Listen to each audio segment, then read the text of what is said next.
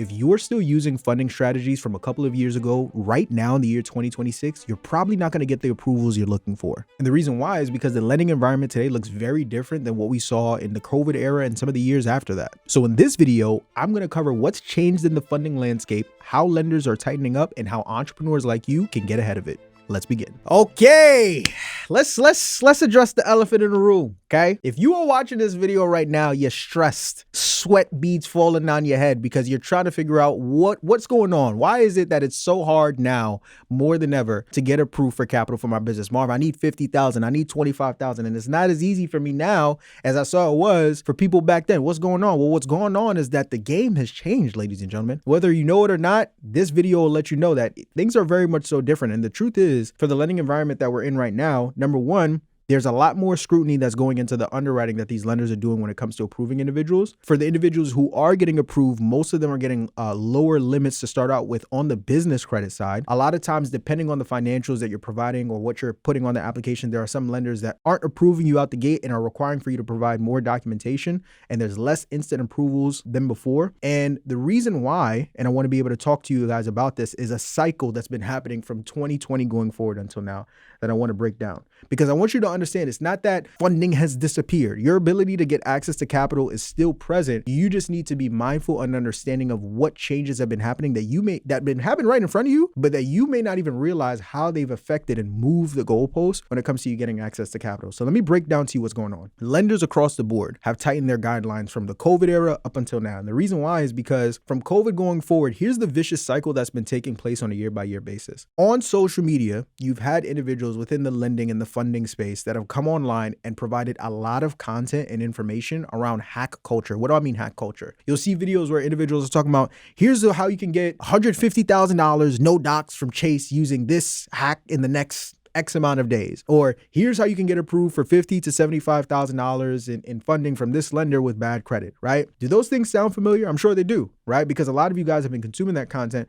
and there's been an even larger pool of people that not only have been consuming it, but taking action on it without understanding what banks are looking for, how to properly position their personal credit, how to make sure that they're crossing T's and dotting I's before they submit these funding applications. And as a result, you have a lot more unqualified borrowers from 2020 going forward who have been applying for funding. And by the way, this is not theory. I want to be very clear that me and my company speak to relationship managers all across the country, literally every single day. And this is the ongoing thing that we've been hearing from early 2025 till now, where we are in 2026. These lenders have seen an uptick in unqualified borrowers that have been applying due to the fact that there's been such false information that's been put into the marketplace, where people have either been miseducated on how good of a position that they're in to go out and get approved for funding. And as a result, because you have more unqualified borrowers applying for funding, you have people who are either getting approved and defaulting on the capital because they don't know how to manage it properly, or they had no business touching it, or individuals who are just getting denied straight out the gate. So as the banks are becoming privy to this, what do?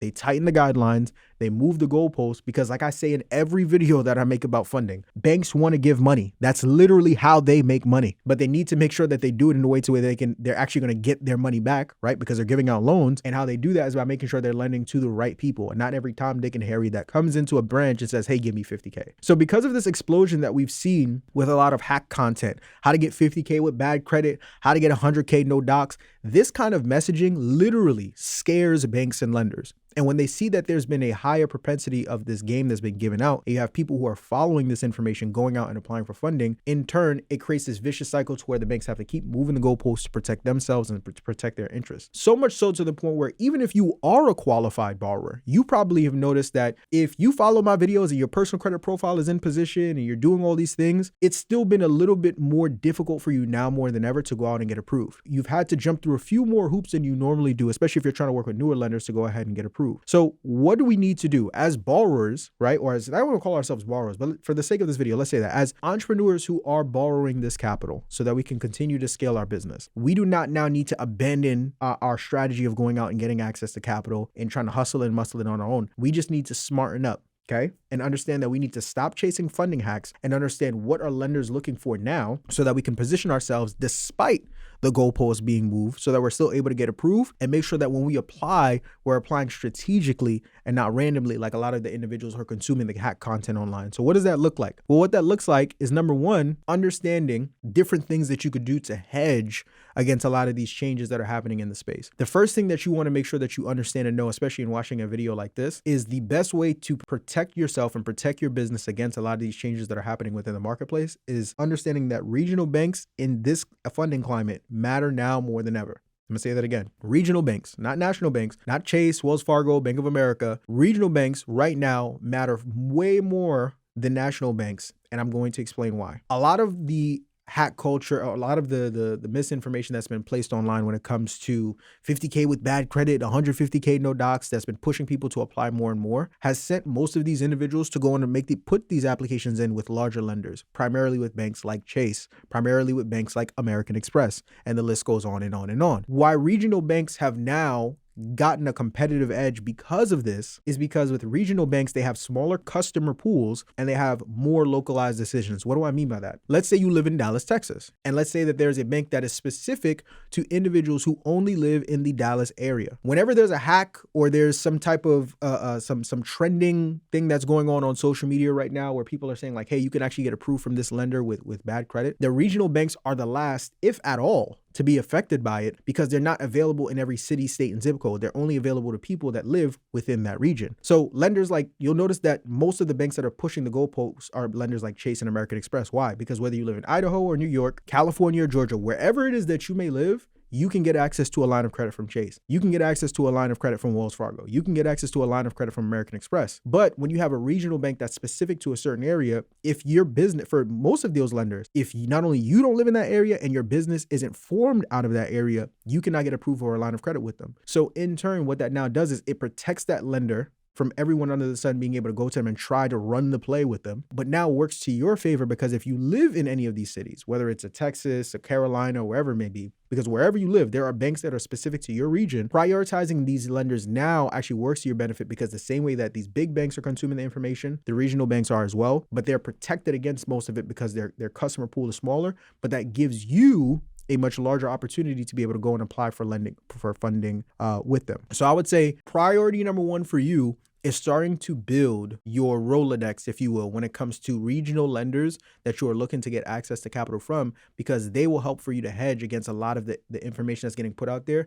that's affecting the guidelines that these lenders are putting forward. Now, the second thing that you guys want to know when it comes to ways to work against what's happening in the funding climate right now is that now more than ever, relationship banking is so important, which this isn't the first time that me saying this, but I want to take it to another level and explain that when it comes to relationship banking, and this is for most people is going to ruffle a couple feathers. If you are a business owner that's watching this video right now, I think now more than ever, I would strongly advise for most of you guys, especially if you've never applied for business credit before, to prioritize working with companies that provide funding services that already have relationships with different relationship managers within different lenders across the country. And I'm going to explain why. For most of you who don't have experience working with lenders, it's not enough now to try and DIY it yourself and think that you're going to walk into any bank under the sun, sit down with a lender that's inside that bank, okay, and get approved. And in the off chance that you do get approved, you probably won't get approved for as much depending on what level or what status that lender, that relationship manager has with the lender that they're working with. Case in point, I'll give you an example. For my company, Takeoff Financial, we provide funding services and we have direct relationships, not only with relationship managers that work inside with the lenders, but have direct communication with the underwriters that not only approve or deny the applications, but approve or determine how much capital they're able to get on these lines of credit. So for myself personally, we recently went to a lender that we've had a relationship with over the course of the past several years to apply for another business credit card that we have with them. We already have a few tens of thousands of dollars in credit with this lender, but when we sat down and applied to open another business credit card for our company, initially we were only approved for $10,000. But then in that moment, once we were approved, myself, the relationship manager, and the underwriter all got on the line, and we were able to go ahead and get that line of credit increased from a $10,000 line of credit to over $40,000 on that business credit line right then and there. If I didn't have the relationship that I have with that relationship manager specifically, who we've been building with and working with and sending clients to for years, we wouldn't have been able to do that. And for a lot of you guys, once again, being able to work with companies that have access to those relationships so that you don't get a bunch of inquiries on your report and you're not running in circles as you're trying to apply for funding is going to be the fastest way for you to ensure. And by the way, this isn't a shameless plug. I provide more than enough information on my channel for you guys to be able to go out and fund yourself by yourself with no issues at all. But speaking for myself, who's in this space right now, this is, I think, the strongest and most effective way for you to go out there and put yourself in position to now go out and get approved for the capital you're looking for without having to bump your head against the wall and figure out, why you're not getting the approvals that you're looking for. But that's all for this video. If you receive value from everything that we've covered on here and you want to learn more about working with me and my team, and you have at least a 700+ credit score and or a business is doing at least $500,000 in revenue, go ahead and click the link in the description below to learn more about how you can work with me and my team by scheduling a call so we can go ahead and work with you. Or if you're watching this and you want to get access to capital, but your personal credit isn't where it needs to be and you need assistance in restoring it, I'm going to provide the link for you to go ahead and schedule a call with my team to go ahead and get your credit in position in the description below as well. And lastly, if you're an early stage entrepreneur and you're trying to get guidance when it comes to structuring your business, funding strategies, and restoring your credit for yourself and by yourself, I'm going to provide the link to my mentorship program in the description of this video below so you can learn more about how you can work with me in my coaching program. But that's all for this video, and until next time, family, peace.